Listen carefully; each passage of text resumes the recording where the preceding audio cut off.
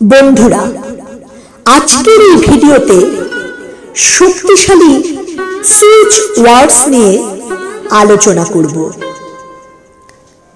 তোমরা ভাবছো বাংলা ভিডিওতে সুইচ ওয়ার্ডস এই ইংরেজি শব্দ ব্যবহার করছি কেন? দেখো, আমরা আমাদের প্রাত্যহিক জীবনে ভেবে দেখো কত রকমের ইংরেজি শব্দ আমাদের কথার মধ্যে আমরা ব্যবহার করি।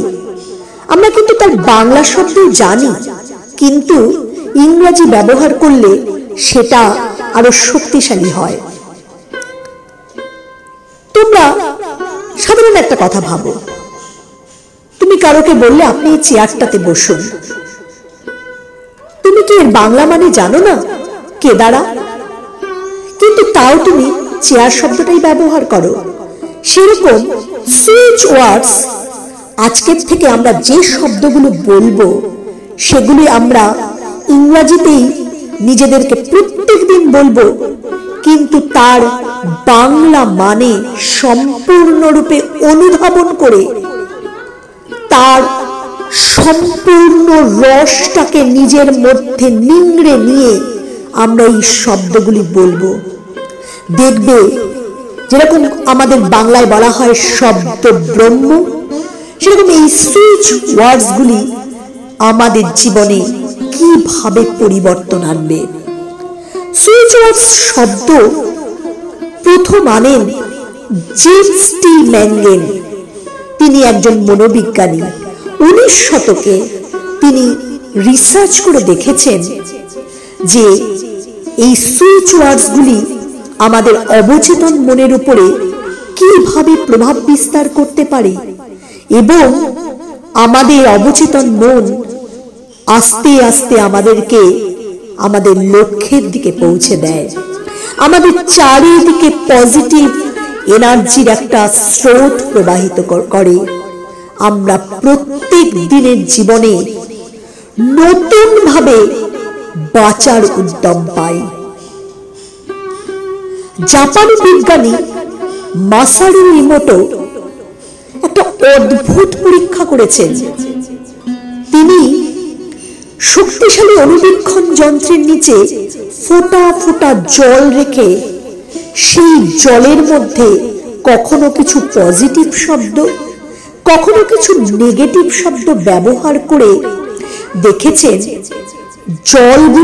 জলের ফোঁটাগুলি যখন পজিটিভ শব্দ শুনতে পাচ্ছে খুব সুন্দর আকার ধারণ করছে, কিন্তু যখনই নেগেটিভ শব্দ শুনছে তাদের আকারগুলো যেন কেমন বিকৃত হয়ে যাচ্ছে।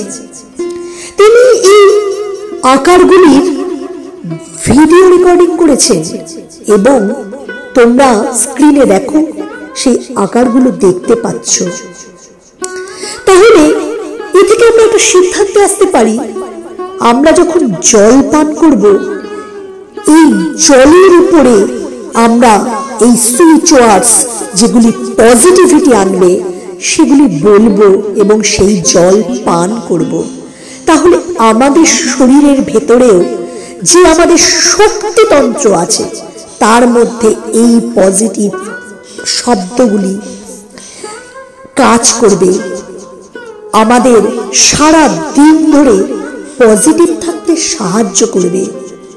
এবং আমরা যদি নিয়মিত বিশ্বাস করে এই সুইচ ওয়ার্ডস গুলি আমাদেরকে বলি, সত্যি সত্যি এর ফল কিন্তু একদিন আমরা পাবই পাবো।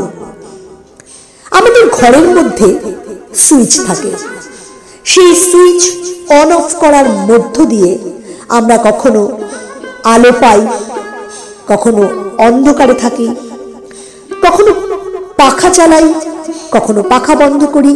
আমাদের যখন যেরকম দরকার সেইভাবে আমরা সুইচগুলিকে অন অফ করি।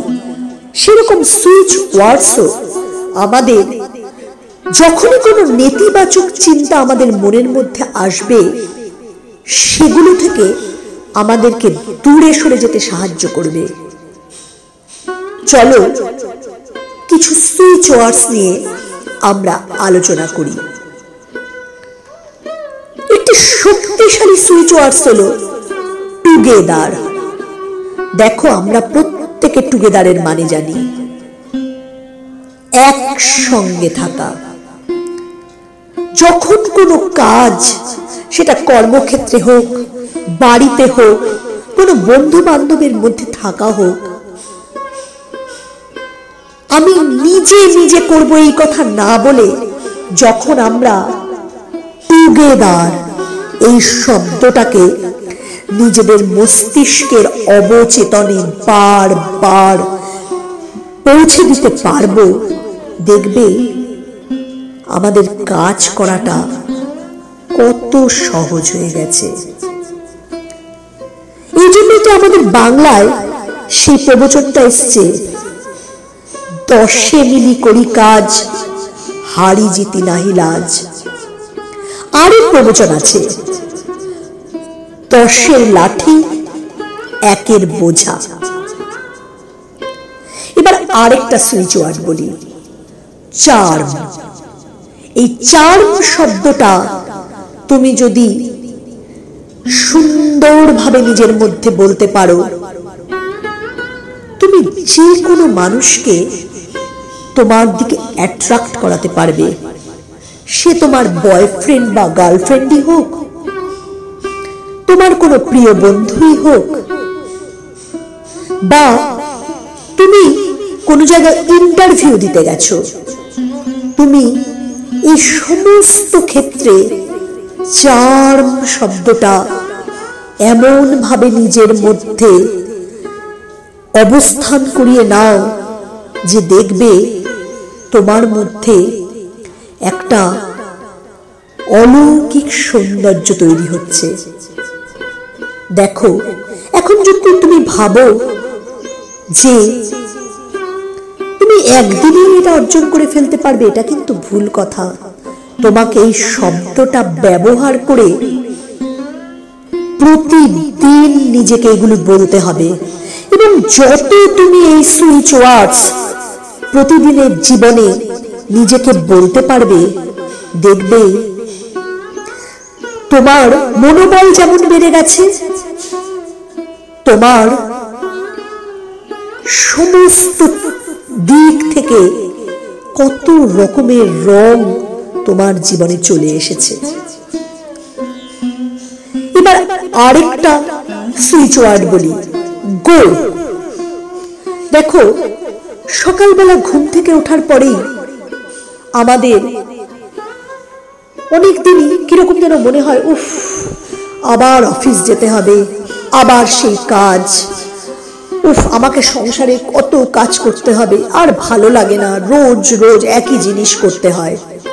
এই সময় গো এই শব্দটা তুমি নিজেকে বলো, দেখবে তুমি ঘুম থেকে ওঠার পরেই একটা এনার্জি পাচ্ছ নিজের মধ্যে। তোমার মধ্যে অদ্ভুতভাবে একটা শক্তির প্রবাহ হচ্ছে। এই গো শব্দটা নিজেদেরকে বলতে হবে। আমরা সবাই এর মানে জানি, চলো, ওঠো, জাগ্রত হও।